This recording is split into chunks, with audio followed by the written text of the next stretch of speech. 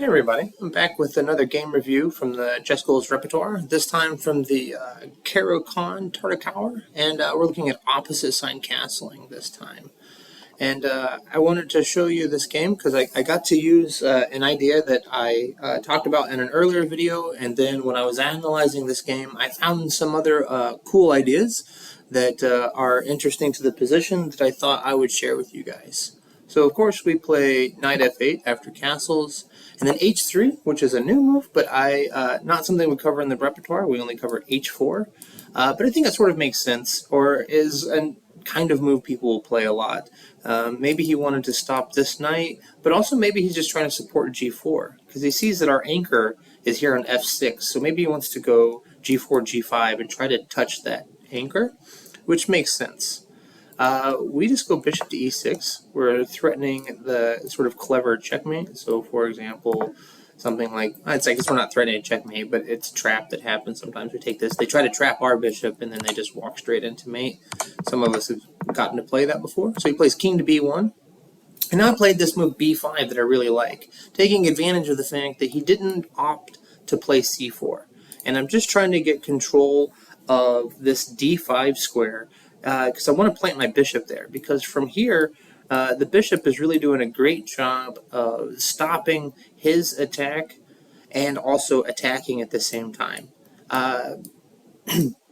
So after he plays rook hg1, which I guess he's again just supporting his plan, I went ahead and plopped into d5. White does have a better move. They can play d5. Excuse me. They can play d5, and then when we capture, they have a nice tactic where they get their pawn back. This is what the engine says is best. It still gives a bit of a plus for us, but I just really have a hard time seeing a lot of players going for this from the white side, because they are opening the b file for us. We have no obligation to take the bishop. We're almost certainly better if we just move the queen out of the way so that we can avoid some of these tactics of dropping this bishop. But I think the open lines are going to make it probably a bit easier for us to play. So say bishop c8. He goes back to a4, and I think we just have a game. We maybe want to start moving things to the b file, and I think we're doing great. I would prefer black here for sure. So rook h to g1, and I went ahead and played bishop to d5. We went knight to h4, and here I played knight to e6. My idea was that he's going to go to f5, and I wanted to drop the bishop back to f8, and I thought I have excellent defense of the g7 square. He's not threatening anything on h7, and I thought this was going to be a nice, sound setup and allow me to continue my attack. But I think what's better and interesting is I have this g6 idea, and g6 is quite nice. One, it means that we're never going to attack h7, but it also keeps the knight out of f5. And one of the things that's really nice that it does is having these two pawns side by side means that we're better able to handle g-pawn pushes and f-pawn pushes. Because with the pawns side by side, we can always advance the opposite one once we have contact. So for example, when he was here, we'll just play f5 and close that down. Or if he plays f5, we can play g5 and close it down. So having these two pawns side by side in front of our king does help solidify. I didn't play this because I was afraid of moving the pawns in front of my king. You know, the rules say don't do that, so I was trying to find a way not to. But here, it really gives us a lot of pluses.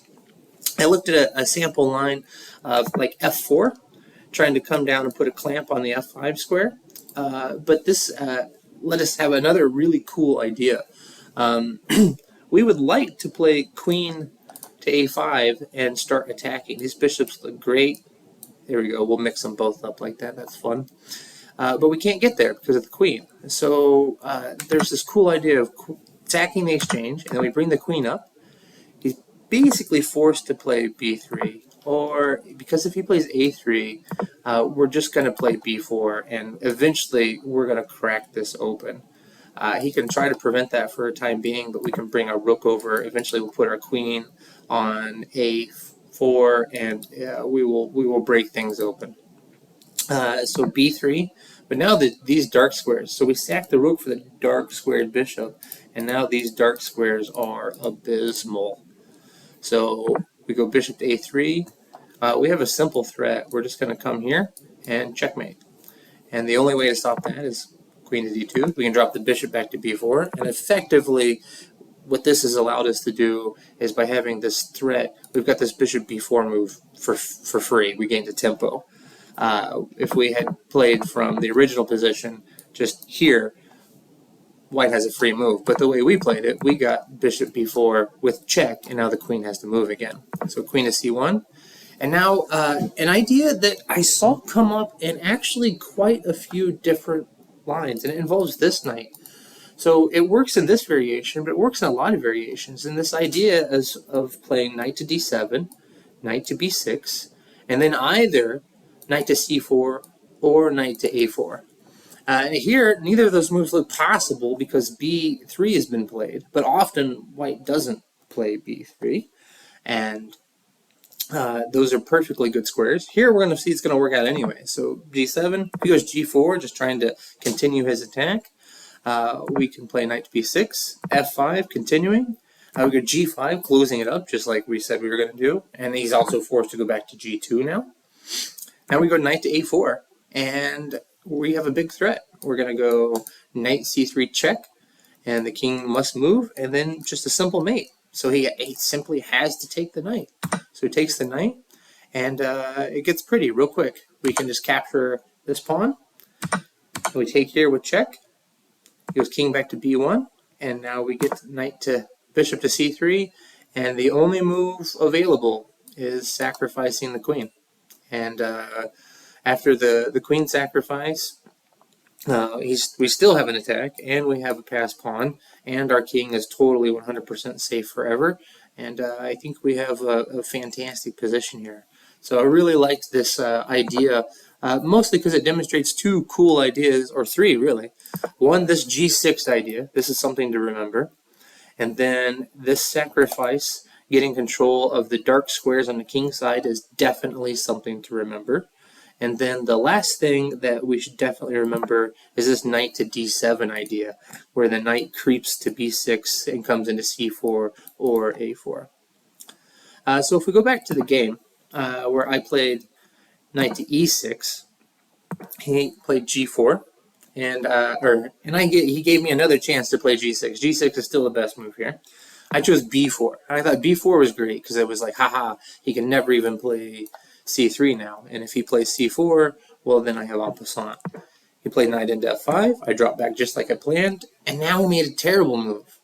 He played c4, which allows me to take en passant. Now I have an open b file, and the game quickly went downhill after this.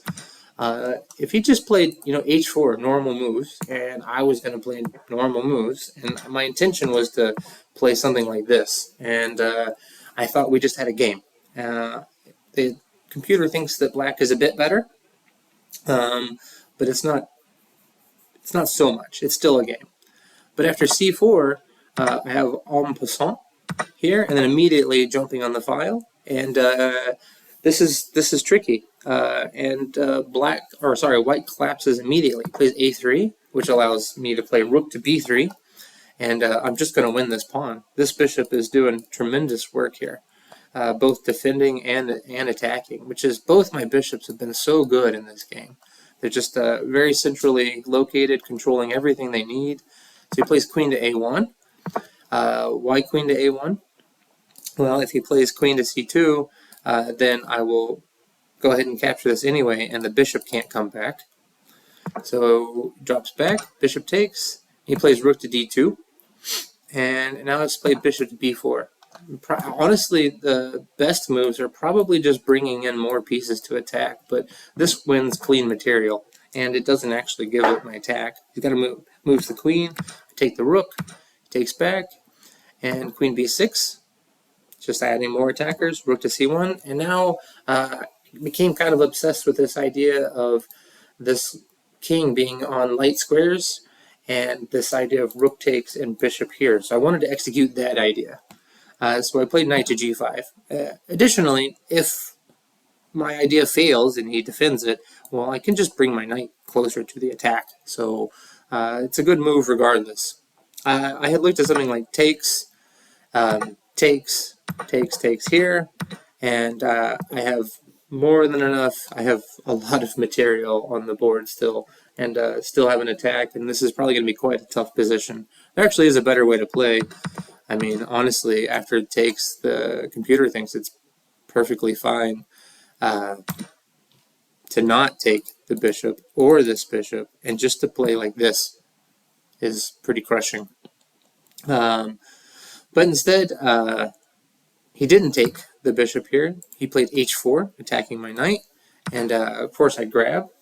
And he had a long think here, and because the rook's untouchable, and the knight's untouchable because I win the queen. So if he just does something like this, I think my plan, I mean, I could just drop the knight out. The rook's still untouchable.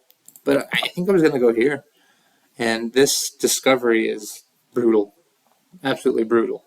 So he opted to just take, and it's basically over. I can win the queen now. He played rook to c3. I mean, probably, maybe he should just take. I don't know. I don't bother with the knight. Doesn't matter. I'm threatening mate now. He drops back to defend that. And takes. And bring the knight in. And there's kind of a cute knight dance here at the end. He played f3. Not defending the knight, but rather just kicking the rook around. I want my knight to come forward. I don't want to drop my knight back. So it comes here. This check. Again, he can't take it because of mate. So he brings the king out. But I come up here, hitting the rook again, and he makes the final mistake. Now the king is trapped back to the corner, and after this check, there's mate on the next move, no matter what. He can take the bishop, and this is mate, or he can come to the side, and then this is mate.